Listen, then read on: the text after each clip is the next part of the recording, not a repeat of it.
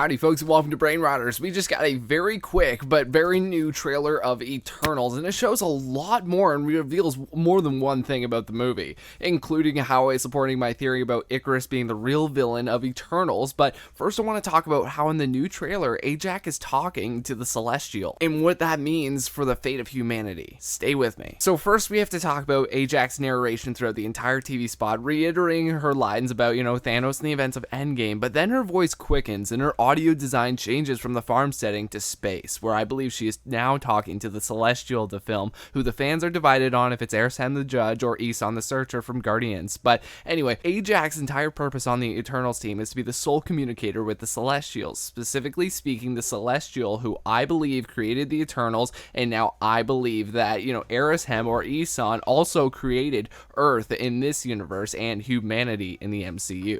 If you don't know, in the comics, the Celestials created life as experiments, gave them powers and such, to see simply what would in fact happen. It's what we saw with what happened with Eson and Guardians. He decided that the planet and life that he created really wasn't working out, so he used the Power Stone to wipe the slate clean.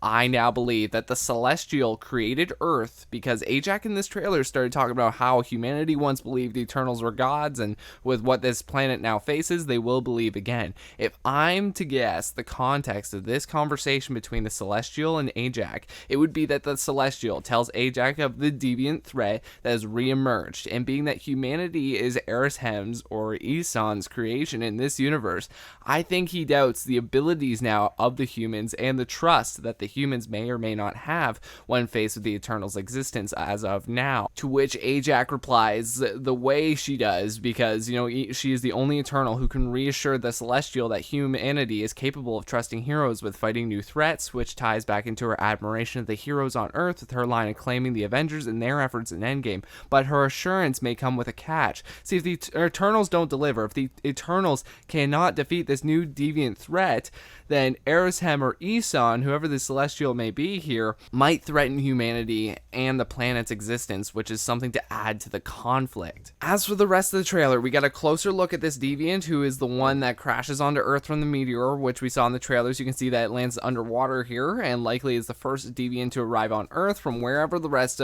come from. It's also the same deviant that emerges from the water, and Ikaris makes very quick work of. Hey, you made it this far, you might as well subscribe if you're new, as well as hitting that bell for notifications so you don't miss another video just like this one. Speaking of Ikaris, Ikaris then drops the line Eternals Assemble, which, come on, we all know where that's calling back to, but it does set up Ikaris further as the leader of Eternals. But something tells me that the film is adapting Ikaris' huge ego in the comics. Now, the guy cares a lot about humans and does believe himself, and the Eternals should definitely protect Earth first and foremost, but his ego doesn't come from wanting praise when he fights like Tony Stark fights and seeks praise that fuels his ego. No, Ikaris in the comics desperately wants to be the #1 Eternal above all others. Like when Athena was named Prime Eternal in the comics when her father passed, and Ikaris couldn't stand Athena being leader, so he challenged her to combat, beat her, thus passing the mantle of Prime Eternal to Ikaris, and Ikaris then becoming the official leader of the Eternals.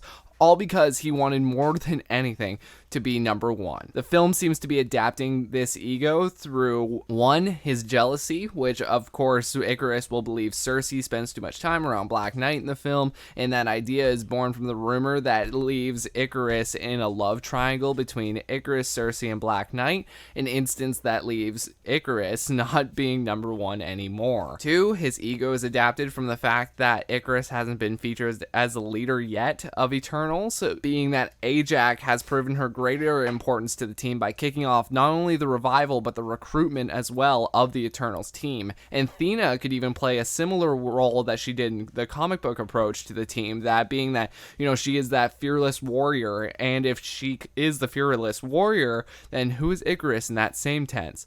Number 3, tying back into what Ajak said, the Eternals were seen as gods by humanity, and now Ikaris has a humanity right now in this century that isn't going to bow at his feet when you save them as they did for him in the beginning. I know what I said about his no need for praise, but that was his comic book self. His movie self might want that praise instead. Thank you all so much for watching. What do you think of my theories? What do you think about Ajak talking to the Celestial? Who's the Celestial? Is it Arishem or Eson? Settle it. And is Ikaris truly going to be the real villain of the Eternals team? I'll see you guys in the comments. Take care.